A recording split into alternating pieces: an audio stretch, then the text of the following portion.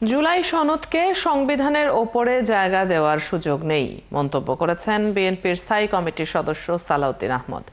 মঙ্গলবার এক অনুষ্ঠানে তিনি আরও বলেন, ত্রয়োদশ জাতীয় নির্বাচন নির্ধারিত সময়েই হবে।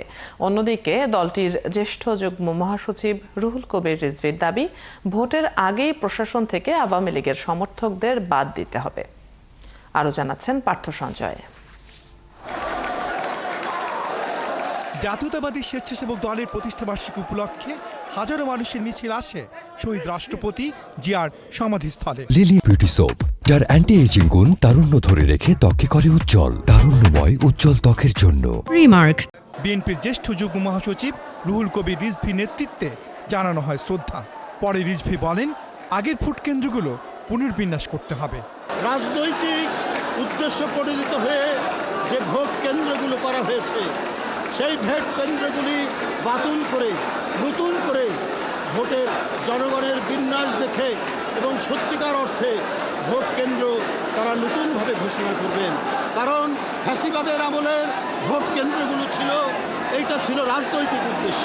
এ সময় রিজভী অভিযোগ করেন, ডাকসু নির্বাচনে মব সৃষ্টি করে ছাত্রদলের নেতাকর্মীদের মনোনয়ন সংগ্রহে বাধা দেওয়া হয়েছে। এই কারণে সেখানে মব তৈরি করে বাধা দেওয়া হচ্ছে।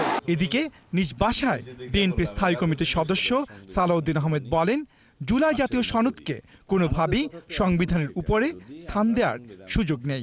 এই সনদের সবকিছু সংবিধান এবং অন্য কোনো আইনে ভিন্নতর কিছু থাকলেও এই সনদের বিধান, প্রস্তাব, সুপারিশ প্রাধান্য পাবে।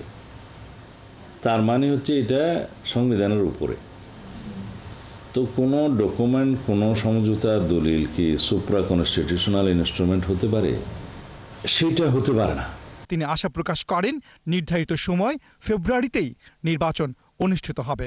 নির্বাচন আগামী 2026 সালের ফেব্রুয়ারির প্রথমার্ধেই হবে ইনশাআল্লাহ। অন্যদিকে এক স্মরণ সভায় বিএনপির একজন নীতি নির্ধারক বলেন, নেতাকর্মীদের আচরণ ঠিক না হলে দল ক্ষতিগ্রস্ত হবে। আমাদের কারো যে কোনো পর্যায়ের যে কোনো নেতা বা কর্মীর আচরণে যদি জনগণ অসন্তুষ্ট হয়, জনগণ ভীত হয়, সন্ত্রস্ত হয়, তাহলে ক্ষতিগ্রস্ত তো দল হবে, গোটা দল। কেউ কেউ পেছানোর চেষ্টা করলেও নির্বাচন আসন্ন বলেও মন্তব্য করেন তিনি। আমরা দেখতে পাচ্ছি আর কি যে নির্বাচন আসন্ন। পার্থ সঞ্জয়, ৭১, ঢাকা।